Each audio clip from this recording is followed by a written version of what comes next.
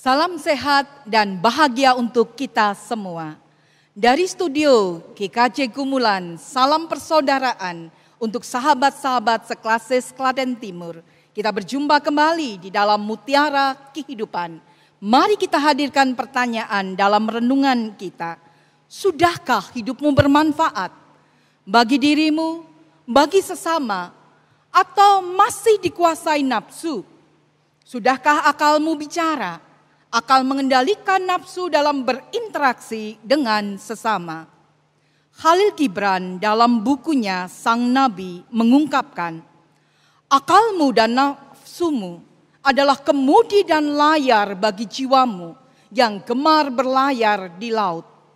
Jika layarmu atau kemudimu patah, kamu hanya bisa oleng dan terseret ke arus. Atau kalau tidak, diam tak bergerak di tengah samudra. Akan halnya akal, karena mengatur sendirian adalah suatu kekuatan penahan, dan nafsu tak diawasi adalah suatu lidah api yang membakar ke arah kehancurannya sendiri. Karena itu, biarkan jiwamu mengangkat akalmu sampai ke ketinggian nafsu, sehingga dia bisa bernyanyi.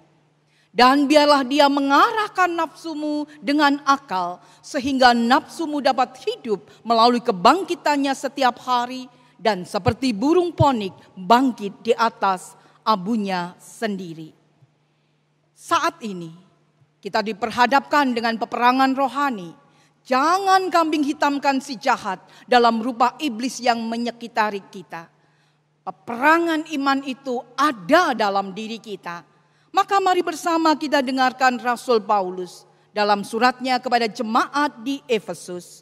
Efesus pada pasal yang ke-6 di ayat 14 hingga 17. Jadi berdirilah tegap, berikat pinggangkan kebenaran dan berbaju sirahkan keadilan. Kakimu berkasutkan kerelaan untuk memberitakan Injil damai sejahtera. Dalam segala keadaan, pergunakanlah perisai iman, sebab dengan perisai itu kamu akan dapat memadamkan semua panah api dari si jahat. Dan terimalah ketopong keselamatan dan pedang roh, yaitu firman Allah.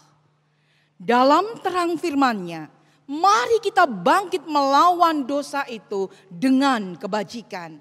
Bagaikan ajaran Santo Thomas Aquinas, 7 dosa melawan 7 kebajikan. Yang pertama adalah kesombongan. Berasal dari sikap mencintai diri sendiri yang berlebih, arogansi yang tinggi, kesombongan memandang rendah orang lain bahkan Tuhan. Lawanlah dengan kerendahan hati, mengakui ketergantungan kita penuh kepada Tuhan, karena segala yang ada di bumi adalah titipan Tuhan. Yang kedua adalah ketamakan. Dosa melawan Tuhan karena keinginan mendapat materi duniawi, kekayaan, kekuasaan, status sosial dengan fitnah, pengkhianatan, pencurian, kekerasan, dan tindak tak mulia lainnya. Lawanlah dengan kedermawaan atau kemurahan hati. Menyumbangkan waktu, materi, bakat bagi yang kurang beruntung, dan di situ butuh pengorbanan diri. Yang ketiga, kecemburuan. Seperti ketamakan, kecemburuan menginginkan sesuatu yang lebih dari yang ia punyai atau yang dipunyai sesamanya dengan menghalalkan segala cara. Lawan dengan kasih persaudaraan, membuat kita bahagia dengan keberhasilan orang lain, termasuk mereka yang tidak menyukai kita. Tuhan berkuasa memberi berkat bagi semua orang. Yang keempat, kemurkaan. Dosa atas perasaan marah dan benci yang tak terkontrol, dipicu keinginan balas dendam. Bahkan bunuh diri adalah bentuk murka yang paling tidak disukai Tuhan, karena orang itu tidak menghargai anugerah kehidupan. Lawanlah dengan kelemah lembutan, kebajikan yang mengontrol kebencian pada orang lain dan memupuk kesabaran. Yang kelima adalah percabulan atau hawa nafsu. Dosa karena ingin memiliki dan menikmati lawan jenis secara seksual, termasuk seks di luar nikah, perlakuan seks yang berlebih dan sebagainya. Lawanlah dengan kesucian. Dan kesucian ini dibutuhkan di zaman sekarang ketika zaman ini dibombardir dengan gambar video seksual yang beragam di beragam media. Yang keenam, kerakusan. Menikmati makanan secara berlebih, mengkonsumsi makanan hanya yang mahal dan mewah, serakah, membenarkan diri, menang sendiri, menghasilkan yang namanya kemalasan. Lawanlah dengan kesederhanaan.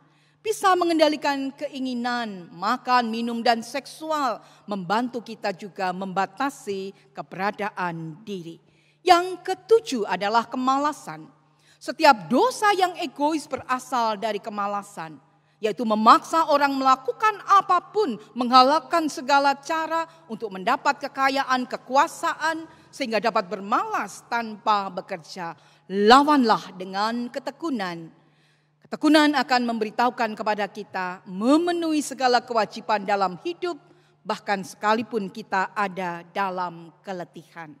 Mari sahabatku, kita bangkit. Mari bersama kita hadapi tantangan yang ada bersama dengan kuasa kasih Kristus yang memampukan engkau hidup dalam kebajikan. Mari kita hidup baru. Selamat Paskah.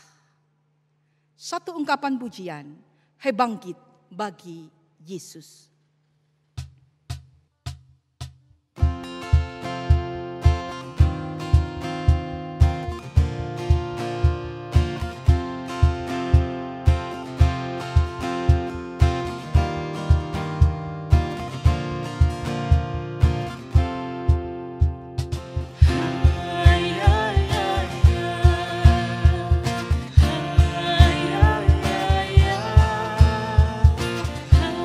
Yeah.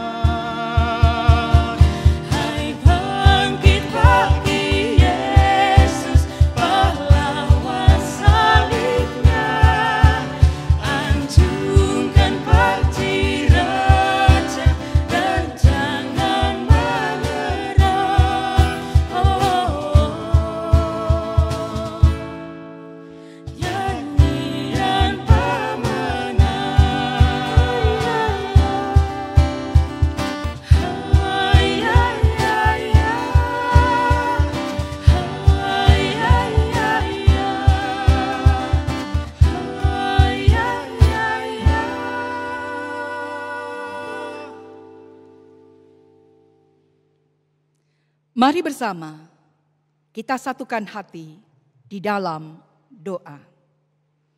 Memandang salib-Mu menuntun kami merendahkan hati.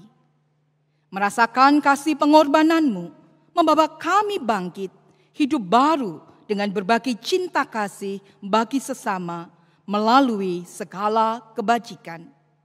Semangat kebangkitan-Mu membawa kami bangkit, bergerak dalam kuasa berkat-Mu untuk hidup benar dan menjadi manusia Paskah. Dalam cinta-Mu, Yesus, kami berdoa. Amin. Kita terima berkat Tuhan. Allah Bapa, Putra dan Roh Kudus menyertai saudara kini dan selamanya. Amin.